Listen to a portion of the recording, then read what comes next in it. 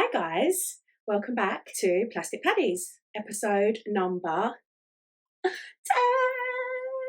I can't believe I've done it. I can't believe I've done 10 episodes of this, 10 weeks of my life. Kate Meal-Fulcher to you all, before I forget to say that, Kate Meal-Fulcher. Thank you so much. I can't believe I've done 10 episodes. This is insane. So thank you so much for everybody that has been supportive this far.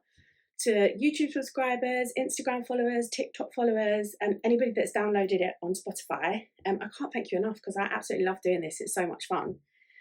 So to know that like people are enjoying it and want to interact, even if it is only like a small amount of people.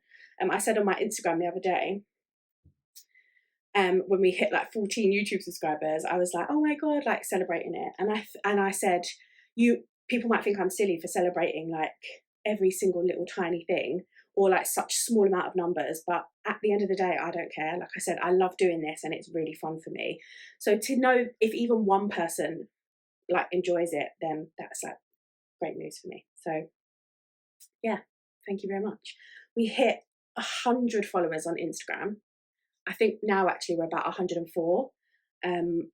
And it's like taken 10 weeks. I think that's good. Is it? I don't know. Somebody who knows about like social media stuff, tell me if that's good. But I think we're doing all right. 77 followers on TikTok, and like I said, 14 subscribers on YouTube now. And we've had I can't remember how many downloads on Spotify this week. 18 maybe, I think. But yeah, I can't believe it. Thank you. We're going to keep this content coming. So today, what are we talking about? We're still on the topic of Irish mythology, and if you've been watching or listening, you'll know that we're going through the mythology cycles at the moment, and this episode we've done two. We've done the mythological cycle and the Ulster cycle, and this cycle is going to be the third cycle, which is called the Fenian Cycle. But before we get into all of that, what do we have to do? We have to do Irish Word of the Week. As you can tell, I still don't have a jingle. So you're still going to have to hear my voice that sounds like a cat being sworn against the wall. But it is coming, I promise you. I think people who listen to this probably don't believe me, but I'm not lying. I promise you there is a jingle for it coming. But it's Irish Word of the Week. Now, Irish Word of the Week this week, I feel like is very relevant. The word that I've chosen is actually Fenian, which is obviously the name of the Fenian Cycle. But I'm going to ask you lot, because I haven't got a clue. I don't know what it means. I don't know what Fenian means. I can't find a direct translation from Irish into English to explain what it means. This is obviously the Fenian Cycle, and the only other context in which I've heard it being used is in the north of Ireland, when people talk about people who identify as Irish and who are usually Catholic. They call them Fenians. And so if anybody knows what it means, you can tell me like the definition, please do. And I think it has to do with is it the Fenian Brotherhood? Some sort of like rebel, movement back in the day. And it always reminds me of the band Kneecap. Do they call themselves a band? That sounds like very like pop. I don't know. The group Kneecap have got a song, and in it they sing Euphenian C words. Cunts. I can say it. I'm an adult and this is my podcast. I can do whatever I want. So they sing Euphenian cunts. And it also reminds me of this TikTok where this little girl, I think it's in the north, and this little girl it's St. Patrick's Day, and this little girl is dressed in like all the green gear. She's got a little green tutu on and a little green St. Patrick's Day hat and stuff. And I think her family must be a Protestant family. And in the video, her mummy says to her, what are you dressed as today? And the little girl just goes, a Fenian. And it's the cutest and funniest video ever. So whenever I hear that word, it's just those two things that I think of, that little girl in the video and the Kneecap song. But if anybody does know what Fenian means, let me know. Comment down below. DM me on Instagram, tell me. So I'm going to catch you up on my week now. And for anybody watching and not just listening on Spotify, and you see this background, you're probably going to think, where the hell are you? Well, I'm actually coming to you today from the wonderful County of Cork. Me and Shauna have come on holiday to Cork. We're staying in East Cork in this like unreal, it's not really a farm, it's just more like a country house, and they've got like all these little tiny cottages that like where you stay. So that's what I'm currently in now. And I just have to add on to that, if you can hear stuff in the background like tractors going past or like crows crowing, I apologize, I do apologize, but you know, I'm working with what I've got, I'm doing what I can with what I have, so please forgive me. But this place, lads, is absolutely unreal. It's beautiful, we're having the best time. We've hired a car, so we've driven to Kinsale, and we went to Dock Beach yesterday, which is unreal. I'm going to put a TikTok and a Instagram reel up about this eventually, and so you'll see. But when you walk it up to Dock Beach, it's like you think you were abroad. Well, I am abroad, but I mean like, you know, somewhere like tropical and like amazing. It's white sand, blue waters. It was absolutely stunning. And because the kids in the UK and the kids in Ireland have different term times, so the kids in Ireland haven't quite finished school yet, so it was so quiet. There was hardly anybody on this beach. It was windy, but the scenery was A1, so we can forgive the wind. And we got in the ocean. It was freezing in the Atlantic Sea, but it felt so good. It was, yeah, we're having the best trip ever. We went to Blarney Castle, absolutely stunning. The grounds are amazing. We kissed the Blarney Stone. I did it. I know it's very touristy, and it was. I think I was probably the only British person in the line. Everybody else was American. And I tell you something, it's scarier. It's not. I thought it was like a stone that's on a wall and you just go up and kiss it. It's not like that. You have to lie down and like lean back, and underneath you there's like a massive drop to the ground. It's pretty scary. But we did it. It was fun. Oh, I got a tattoo. For anybody not watching, I'll describe it to you. Not watching on YouTube, listening on Spotify, I'll describe it to you. It's a little shamrock, a 3-leaf shamrock, and on the stalk of the shamrock, it turns into the letter E, which is for my grandma because her name was Elizabeth. So I've got a little tattoo for my granny, and me and Shauna has it as well. We've got matching ones. I think I don't have a tattoo on my body that isn't matching with someone, which is slightly worrying. But anyway, yeah. So that's my week. Oh, also have to tell you something. I am actually getting the train to Dublin tomorrow because, lads, I'm so excited. I'm going to meet someone who's going to be my very first ever guest on the podcast. Her name is Aoife, and she's an artist. And I'm not going to tell you any more than that. I'm gonna, yeah, you'll meet her eventually. She is amazing. Her artwork is unreal. I'm so excited to speak to her. What an absolute dope she is. So yeah, I'm going to Dublin tomorrow to interview my first guest. I'm so excited. I hope you guys love it. I think you will. Yeah, her work is amazing, like I said. Anyway, that's been, oh no, I can't. I know this is terrible. I'm sorry, I keep jumping back and forth, but I have to tell you this. So last week, I went to this night called Seanchoiche, and I have to tell you, it was unbelievable. So basically, Seanchoiche is, for anybody that doesn't know, is an Irish word, and it's like an occupation. A Seanchoiche was a person that travelled around telling stories from memory. I kind of think it's, unfortunately, very unfortunately, kind of a dying art now, really. Please, if anybody, you know, young, cool Irish people want to bring it back, please do it because it is amazing. So Seanchoiche is story and storyteller, and the I think it's Seanchoiche, the ha part, the end of it means night, so it's like storytelling night. And the guy who set it up basically is absolutely smashing it. It's like all over the world now. I think there's one in Dublin, one in Limerick, London, Amsterdam, and I think he's just started one in Australia. So literally all over the globe. And it's like you just sign up, and every month, I think it's a monthly event. Every month there's a new theme. So you sign up and then you tell a story around the theme. So for example, the last one that I went to, the theme was mistakes. And I I cannot tell you how amazing it was. It's like such a support. There was probably about 100, maybe just over 100 people in the room. There's no microphones, there's no tech, there's no equipment. It's literally just people coming up and standing in front of everybody and being really vulnerable and like telling their stories. And there's like funny stories and heartbreaking stories and thought-provoking stories. Like, it is just such an amazing evening of just connection and inspiration and just real, like, true humanity. Like, people in the room are so supportive, and you don't have to be a professional in any capacity. There were people there that that was their first time ever speaking in front of anybody publicly ever, and they absolutely smashed it. But yeah, the room is just so warm and welcoming and amazing. I'm actually thinking, you can't help when you come out of there but think, should I do it? Like, should I go up and tell a story? So I think one day I'm going to push myself to do it, because I'm quite shy. I'm not very good at public speaking at all. So I feel like it would be a good like challenge to myself. So it's called Seanchoiche. Do you know what? I'll actually link it below in the comments. So if anybody is up for it, you should go. And it's not just Irish people that go. Anybody is welcome.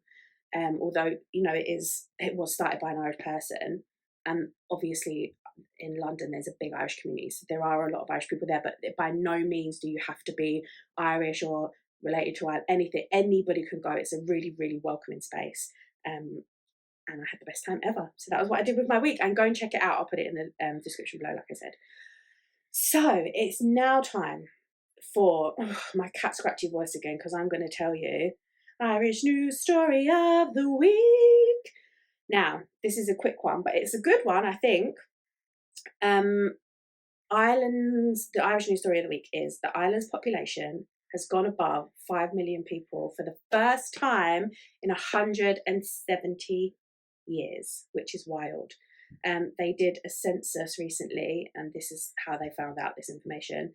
It's now above 5 million. And considering that in 1961, which only 62 years ago, the population was 2.8 million. So it's almost doubled in about 60 years. Now, I don't know about, populace or population. I don't know if that is fast, if growing that much in a 60-year span is fast, or is it average? Is it normal? I'm not sure. So if anybody does know the answer to that, do let me know. But all I know is it was at 2.8 million. It's now just over 5 million. Ireland, absolutely smashing it. Well done. Well done, the people of Ireland, for breeding, I guess, or, immigrants coming to Ireland. Well done. Large up yourselves. But yeah, that's good news. I feel like it is. Anyway, let's move on to the star of the show, the main topic, the reason that we are all here. Like I said, this week's topic is the Fenian Cycle. So let's just jump right into it. This is the third cycle in the out of 4 mythology cycles in Irish mythology. And again, similar to the previous cycle, which was the Ulster cycle, the Fenian Cycle focuses on kind of armies, warriors, conquest, all of that stuff. Whereas the first cycle, mythological cycle, was mainly focused on like magic and mythical creatures and stuff. Although that theme does run throughout all of the mythology, it does focus more on kind of warrior stuff. So in the last cycle, which was the Ulster cycle, it was the story of Cuchulainn. And just to refresh your memory, Crotha, who was the king, and Maeve, who was the queen of different provinces, both died. Basically, everybody died. Everybody died in the last cycle. So there's a new dude in town, and this dude's name is, his surname is really hard to pronounce. His name is Con, and his last name is, it's Qatar, I think. Please don't come for me. I think that's what it is. His name is Con Qatar. This is so bad. Anyway, this dude is the High King of Ireland, and his name means Con of 100 battles. So he's a really good king. He's a super fierce warrior, and he's won loads of battles, which is earned him his name. So sometime into his reign, he puts together this huge army of the most elite warriors of Ireland, and the army is called Fenian Cycle. So if anybody knows anything about Ireland, you'll know that two of Ireland's political parties have the name Fianna Fáil and Fine Gael, which I just think is a cool little connection to the modern day, you know. So he has this army called Fenian Cycle, and it is made up of warriors from lots of different clans, from all around Ireland, like I said. But there are two main clans. One of those clans is Bascana, and the other clan is Morna. So there's lots of clans within the Fena, but the warriors from these two clans make up most of the Fena. So they're either Morna or Bascana. And the captain of the Fenian Cycle is this guy named Cool. And he's chieftain of Clan Bascana. And then the chieftain of the other clan, Clan Morna, is a guy named Gol MacMorna. So King Con has this advisor named Tig, who is a druid, and he's also a Tuatha Danann.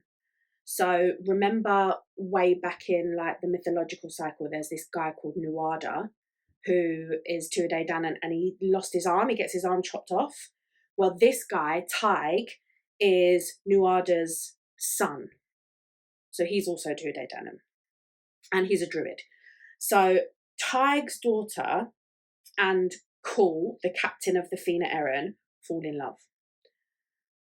Now remember, she's Tuatha Danann, and he is but a mere mortal. And Tig, when he finds out that they're in love, he's absolutely fuming. He's like, you think my all-powerful, magical goddess Tuatha Danann daughter is about to marry a plain old Joe Schmo human being?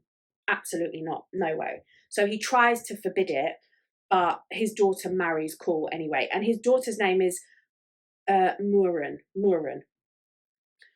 So they get married anyway. So of course Tig now absolutely hates Cool's guts. Tig is advisor to King Con, like I said. So the king trusts Tig, like absolutely. Anything he says, you know, goes, because he's his right-hand man, he trusts him.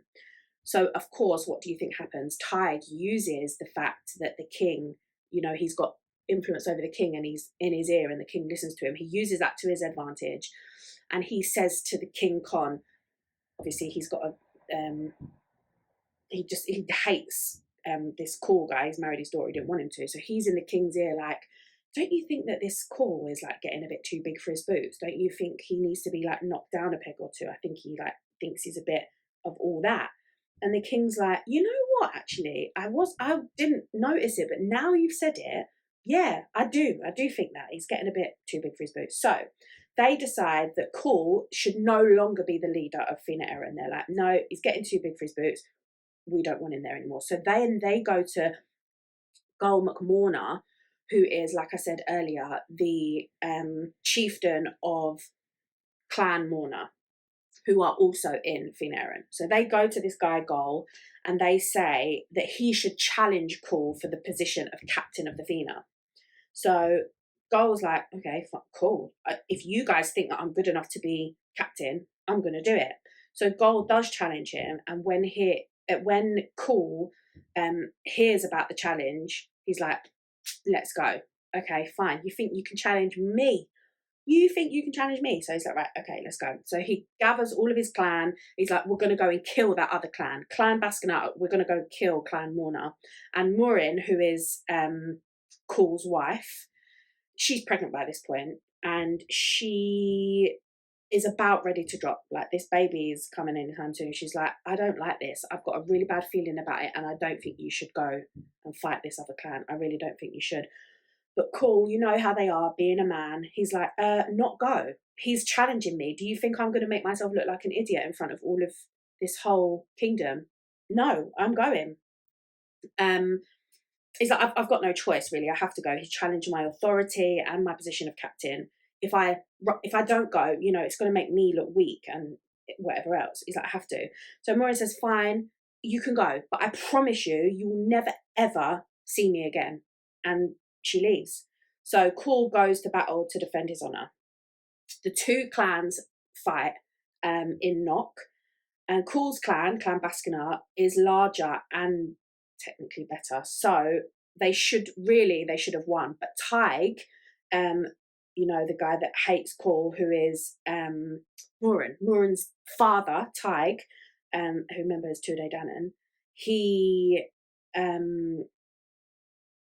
obviously hates Cool's guts. He's like, no, I'm not going to let them win. So he, using sorcery, puts like a kind of a spell onto Cool and to the rest of the clan Baskenar, sorry. He puts like a spell on them to like put the fear in them, basically. So they're like weak in their mind. So, you know, like half of a fight or whatever, when you go in, is like believing in your mind that you can do it. Well, he takes that belief away from them and he makes them like mentally weak. So they don't believe that they're going to win. They think that the other people are going to win. And it makes them very easy to beat.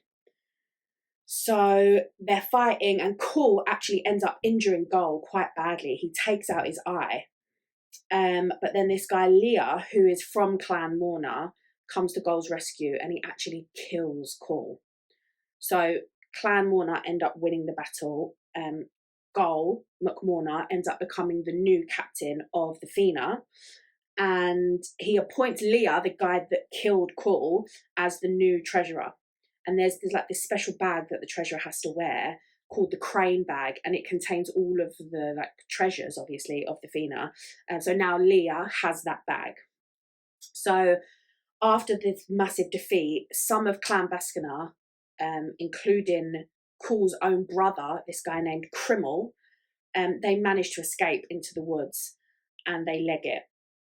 So, but obviously now Goal can't just be like, okay, they've run away. He can't let them go, because in case they conspire against him and come back and kill him and try and put one of the Baskenar clan, back in charge of the Fena. So he orders his men to hunt everybody that managed to escape, hunt them all down.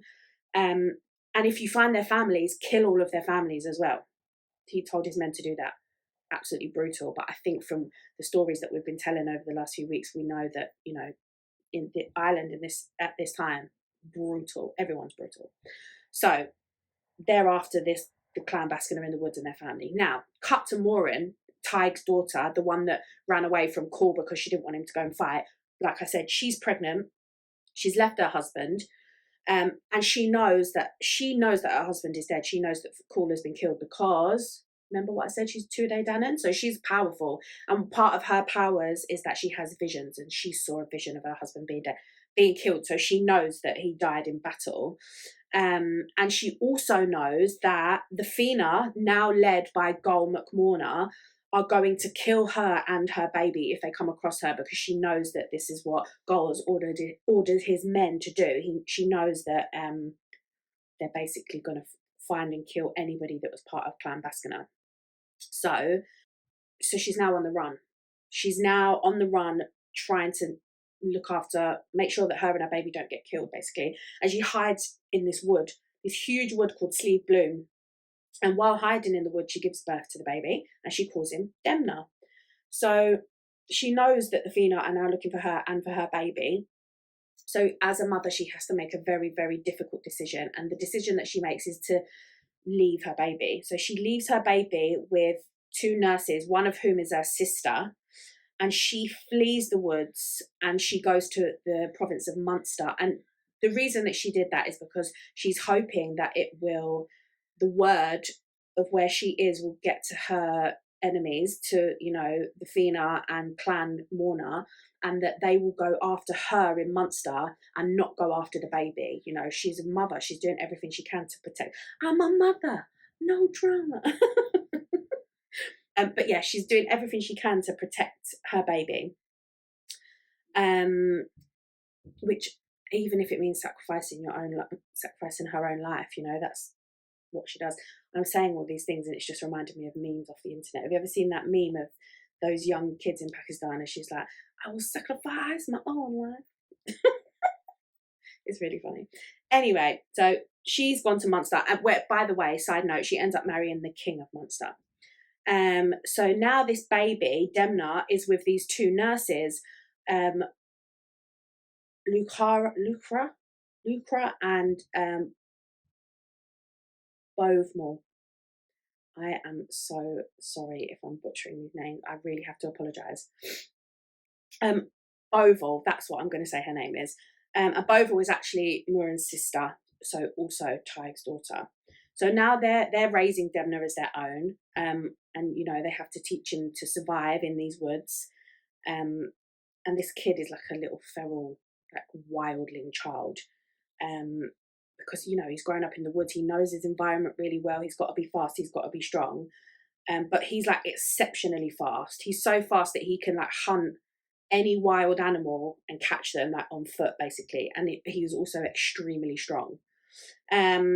And the women are also teaching him other like life lessons, like to be courageous, have courtesy, treat people with respect, especially women. Obviously they're two women raising a young boy, they're going to be putting those they're going to have certain expectations of him and how, you know, he treats women going forward. And they also tell him like his backstory, basically all about Clan Bascana and his father, and they sort of encourage him as he's growing up. They put the idea into his head that he should go and take his father's place as leader of Clan Bascana and kind of build the clan back up again. So he's sort of been hearing these messages from when he's been young. So Demna, which is his actual name, ends up being nicknamed Finn by these two nurses. They call him Finn because legend has it that he was very handsome. He's a very good looking kid because his mother and his father were both extremely beautiful. So he's like inherited like their good looks, which and Finn means fair, not fair as in like blonde or like light pale. It means fair as in like beautiful, good looking, attractive. So he goes by the name Finn now. So Finn McCall, because Mac is like son of, and obviously his dad's name was Call. So his full name is Finn McCall. So at this point, you know, Finn is grown, and the women know that although they've taught him everything that they can teach him and they've taken really good care of him, ultimately they can't train him in combat. You know, they're two women, they're not particularly strong, they don't have the same physical strength as him, and he really needs some strong males to teach him, you know, how to fight properly. So the only way that they can think to do this is to kind of shoo him off out into the world on his own, which is again, it's kind of brutal. So they send him off into the world and basically say to him, "But you're going to have to go and learn how to fight. Like, we can't really teach you anymore, kid. You're on your own now. You're going to have to go." So off he goes into the woods, and he's journeying for a long time, and he faces a lot of trials. He ends up actually killing, remember the guy Leah who killed Cool, his father, and ended up being the treasurer of the Fena and took the bag and stuff. Finn McCall actually ends up killing this Leah guy. So Finn takes the crane bag with all of the treasures in it back from him, but at this point he doesn't know that Leah killed his father. He doesn't know that. So he's on his journey and he ends up bumping into his uncle Crimmel, who was his dad's brother. Remember the one I said who escaped earlier after Clan Morna won the battle? He left and he bumps into his uncle Crimmel and some more lads from Clan Bascana, and Crimmel tells him that Leah is the one that killed his father. So actually, without even really knowing, by pure accident, he's actually just avenged his father's death, which is a lucky accident, I suppose. So Finn stays with the Clan Bascana, and they end up training him in combat and teaching him all the rules of the Fena. And then they kind of tell him what the women have been telling him all his life, that he should really be their chieftain and he should be the one to take his father's place, and you know, and lead them. But there's sort of a bit of a catch. They say to him, it's all well and good having brains, having brawn and being really strong and being a good fighter, but it can't just be all that. You also have to be very intelligent, and you have to, you know, you can't just be all brawn and no brains. You have to have both. So they send him off on a mission to find this man called Finnegas, and they also say that after you found Finnegas, Finnegas is going to teach you basically to become a poet and a bard, and you're going to become very intelligent, and you're going to have all this knowledge, and you're going to have everything that it takes to become a chieftain. So, and once you've done that, once you've found Finnegas and you've learned all that you need to learn, you need to make your way to the Great Fair, and we'll meet you there. So the Great Fair is this like annual event that is hosted by the High King of Ireland at the time, which is King Con, in Tara. And he's like, go there, we'll meet you there. And that's when you can announce your plan to the king that you're going to become the new chief of Clan Bascana. You know, you're going to take over. So Finn goes off to find Finnegas. Finnegas is a druid, very smart, very well-respected druid within society. Finn finds him and he agrees to teach him the art of bard and poetry, but only for a favour. So Finnegas is hell-bent on catching the salmon of knowledge. Now, the salmon of knowledge is a salmon, obviously, and he ended up eating a couple of nuts or acorns that had fallen from the tree of knowledge into the water. This salmon ate those nuts. So now this salmon holds all of the knowledge in the known world. And the story goes that whoever catches the salmon and eats it will also gain all of that knowledge in the world. So Finnegas, being a druid and obviously being knowledge obsessed, you know, back then druids were very well respected because of their knowledge.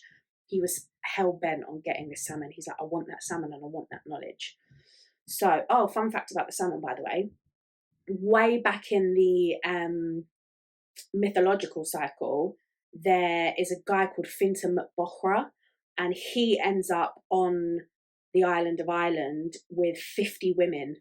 And they're like, you're going to have to populate the earth with us. Like, you're going to have to get us all pregnant. And he's like, whoa, no, this is way too much pressure. So he somehow turns himself into a salmon and fucks off into the water. Well, this salmon of knowledge and Fintan salmon are one and the same. Just a fun fact. It's not really relevant to the story, but I just think it's cool that it links the two cycles together. They're all linked in some way, but yeah, this was just one of those ways. So basically, Finnegas says to Finn, I want you to catch this salmon for me. So he does, of course. He's extremely strong. He's extremely fast. He's fast enough to catch any wild animal. So he catches the salmon. And he's cooking the salmon for Finnegas. And as he's doing it, he kind of pokes it to see if it's cooked. But it burns his thumb. And instinctively, of course, when you touch something or poke something or you get a cut, you put it in your mouth. So he put his thumb in his mouth. And so what does that mean now? Bam! He's got all of the knowledge in the world from this salmon, just from touching it and literally putting his thumb in his mouth like that. So now Finn has got all of the knowledge in the world. So armed with the world's knowledge, Finn then makes his way to the Great Fair. And like I said, the Great Fair is an annual event that happens in Tara. It's established years and years and years ago by an old Milesian king.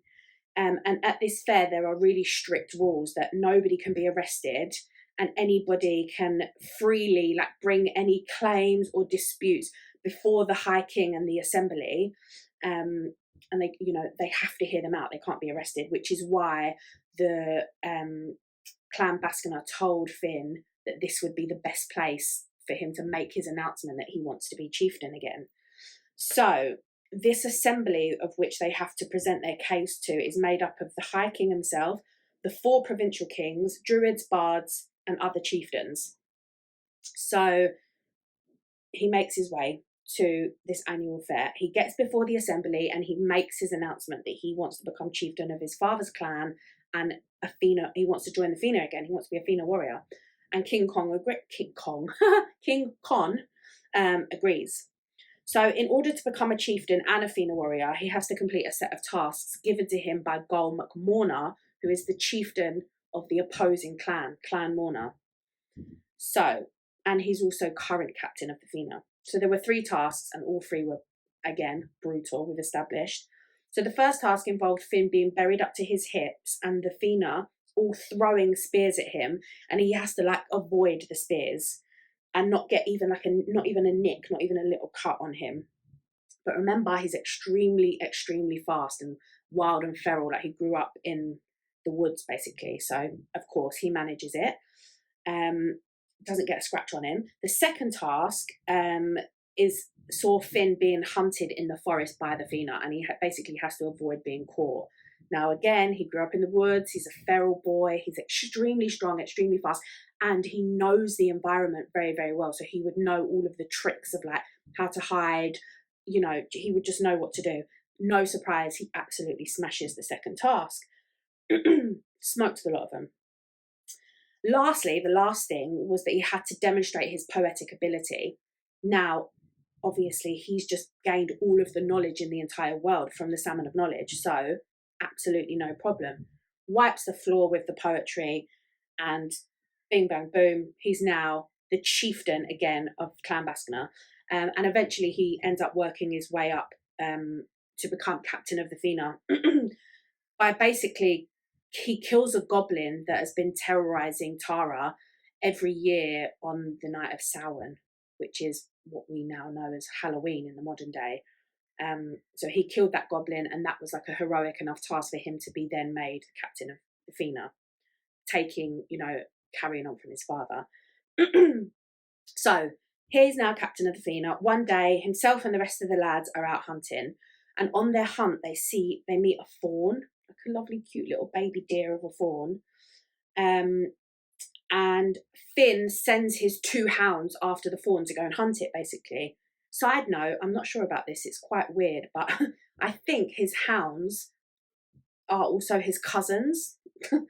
So they are the children of his mother, Muran's brother, Tyron, which would again make them part Tuatha Danann or full Tuatha Danann, depending on who their mother is, I'm not sure. But they're his hounds and his cousins. Don't ask me why, they just are. Anyway, he sends his hounds / cousins to go and hunt this fawn. When he catches up with them, and they're playing with the fawn, they're playing together, which is very weird. So he's quite surprised, but that he knows now that there's something special about this fawn. It must be special. So he doesn't kill it himself either. He actually leaves it and heads back home to his fort, but the fawn follows him all the way home. So that same night, he's asleep, and Finn wakes up in the middle of the night, and there in his house is the most beautiful woman he's ever laid his eyes on. The woman introduces herself to him, and her name is Sive, and she is the daughter of a guy called Bove Durg, and her grandfather is Dagda, who is the king of all of the Tuatha Danann. He's king of the otherworld, which obviously makes her Tuatha Danann. And Sive tells him that this dark druid who was completely in love with her had put a curse on her, which turned her into the fawn. He put the curse on her because he loved her, but she didn't. It wasn't reciprocated. She didn't love him, so he turned her into a fawn. Men, am I right? So, and for some reason, one of the dark druids' men felt really sorry for her, and they said to her, listen, if you want to break this curse, you have to go and find the fort of the Fena, basically, and going there will break the curse. So is what she did. So she's now no longer a fawn, and of course Finn is like, result, this is the fittest woman I've ever seen in my life, like she can absolutely stay here, not a problem. So Finn and Sive fall in love, and they end up getting married. Not long after they're married, Ireland is attacked by a group of Northmen, aka Vikings. So Finn goes off to battle, and he drives the Vikings out of Ireland. While he's away, Sive is of course all depressed and like missing her husband. So she stands at the walls of the fort every single day waiting for him to come back. She stands for hours and hours on end. One day, Finn comes back from battle, and Sive is so excited. She runs down to meet him at the gate of the fort. Next thing, bam, Sive is turned back into a fawn, because it wasn't Finn at the gate. It was actually the dark druid who was in love with her and who had cursed her the first time. He'd used his magic to transform himself into Finn, and put the spell back on her. So he takes the fawn goes with him. The real Finn comes home from battle, and he's obviously absolutely overcome that his wife is missing. He's so, bereaved. He sends the Fena to go out and find her, and they search for 7 years, but they can't find her anywhere. And then one day, on the top of this big black rock, they come across this small boy who's not got any clothes on, just wandering around in the woods. And the boy tells them that his mother is a deer, and that an evil druid had put a spell on his mother to leave the boy alone in the woods and to go off with him. Now, the evil druid and the deer are never seen or heard from ever again, but Finn obviously then realises this boy is in fact his son, and he names him Oisin, which adorably means little deer. I think that's so cute. Anyway, Finn trains Oisin, and he becomes a fierce warrior himself, and he joins the Fena, and he's just so happens to be an exceptionally skilled bard and poet. Now, we're jumping forward some time now, so Oisin and Finn are still in the Fena, but we're jumping forward. There's this huge battle, it's called the Battle of Ventry, and it takes place up on Ventry Hill, and basically the King of France, who at the time was the self-proclaimed king of the world, his wife falls in love with Finn McCall, and the king of France gathers this huge army from all over the continent of Europe, and they arrive in Ireland to basically fight Finn and the Fena and try and kill him, because he's like, my wife wants to leave me for you. So long story short, the Fena win, obviously. And then there's a few, I'm just going to skip over them because I don't want you to be here forever. It's already a pretty long one. But there's a couple more battles, a battle with some Vikings, a battle for some land, and of course the Fena being like the best, strongest and most skilled army in all of Ireland, they win them all, shock horror.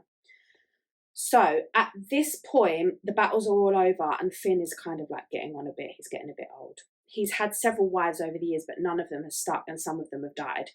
So his son Oisin and like the lads from the Fena are like, Finn, you can't be wifeless. You're our captain. It's not a very good look. Like, we need to find you someone.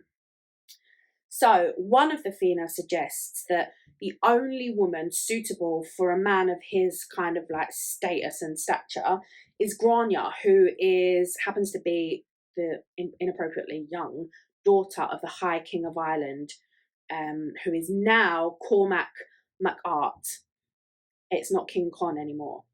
So Finn, he's convinced. He's like, fine, whatever, lads, I'll do it. And he sends his son Oisin to King Cormac to ask him for his daughter's hand. So Grania sees Oisin and she assumes that he's asking the king for her hand for himself. So she's like, yes, please, I'll have a bit of that. Like, he's an absolute fitty, I won't say no. So she goes with him gladly. The king's like, now, the king says yes, because obviously Finn is a very well-known warrior. He's a captain of the Fena, like he's fought and won a lot of battles. So he says yes, but Grania's like buzzing. She's like, yes, I'm going to marry Oisin, absolutely. So she goes with them, not a problem. When she gets back to the fort and she actually realises that she's marrying Finn and not Oisin, she's like, absolutely fucking not. This guy's old enough to be my granddad. You lot must be joking. So she's not happy, basically. Who would be? Like, who wants to marry someone 3 times their age or whatever? But at this point, the wedding's planned and her father had already promised her hand to Finn. And, you know, back in the day, it was like, that was like concrete, that shit. That sort of agreement. So she comes up with a plan. She's not a silly girl. So on the day of the wedding, she asks to see a list of all of the guests that have been invited. And she notices that Oisin, Oscar, who is actually Oisin's son, and a guy called Diarmid from the Fena are all on the list, and they're all single. They don't have wives. So she makes the decision that she's going to run away with one of these 3 dudes and she's going to leave Finn at the altar. She's like, anyone's better than this old guy. So these are her like 3 targets. So she very cleverly drugs Finn and her own dad. And while they're knocked out, she tries to seduce these 3 men, Oisin, his son Oscar, and Diarmid. Now, Oshin and Oscar are obviously not having it. That's the, you know, it's one of their dad and the other one's granddad. They're like, no, they stay loyal to Finn. Like, no. Diarmid, this guy from the Fena, really tried to resist her at first. You know, he's part of the Fena. He really respects Finn. He's been with, you know, him a long time. They're friends. But he can't. Grania is so beautiful, and she like is laying it on thick. She's like, you'll be the only man I ever loved. Like, no woman will ever treat you better. Blah blah blah blah. So he caves. He caves, and they run away together to elope. So Finn wakes up from the drugging and realizes what's happened and finds out that Diarmid has taken off with his bird. And of course, he's absolutely raging. So he takes off basically on a chase to find Diarmid and kill him. That's what his plan is. I'm going to kill him for taking my woman. So Diarmid and Grania are hiding out in these woods. And Oshin sends the two hounds, Finn's hounds / cousins, to find them. He feels worried for Diarmid because he knows that Finn is going to kill him basically, and it's hard because they're, you know, they're friends. They've been boys for a long time. They've fought side by side in battle.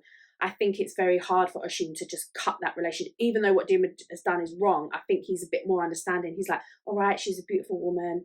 It's hard for him to, you know, he got tempted, whatever. I don't want him to die because of it.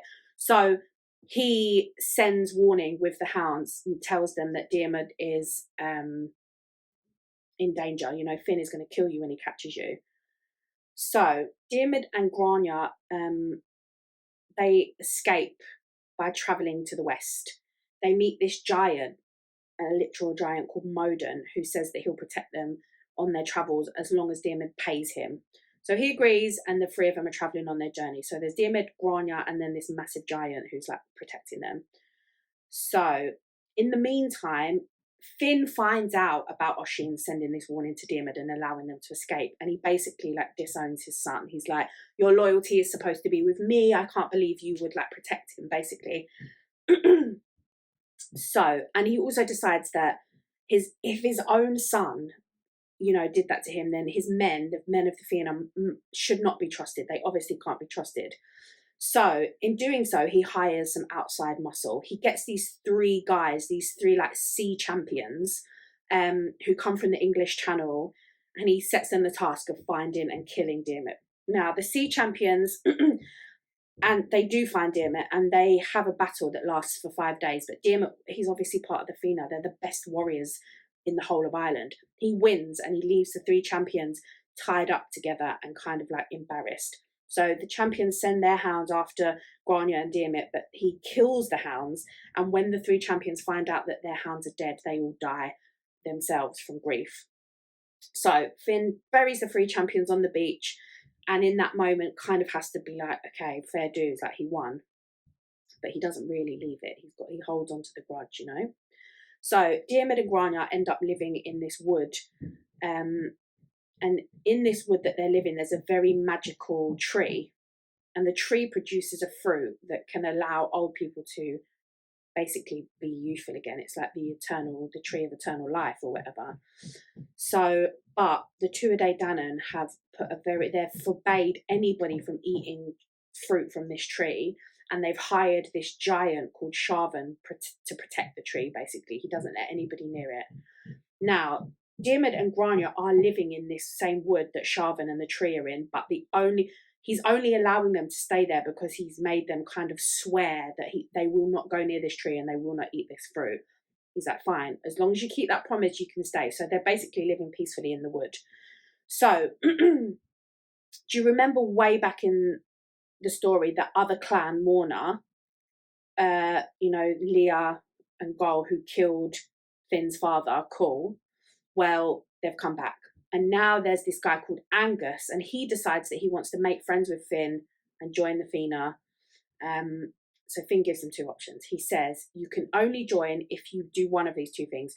You either bring me the berries from that tree that the Tuatha Danann has said that nobody's allowed to eat or touch and that is protected by that giant, or you bring me Diarmid's head. One of those two things you can have, and you can be part of the Fena. So Angus and the Clan Morna, off they go to find Diarmid, and they do find him, But of course, again, Diarmuid defeats all of them because he's part of the Fenian. They're great. Again, he must have a thing for like tying people up and humiliating them, because that's what he does. He ties up Angus and his men again and sort of leaves them there, embarrassed.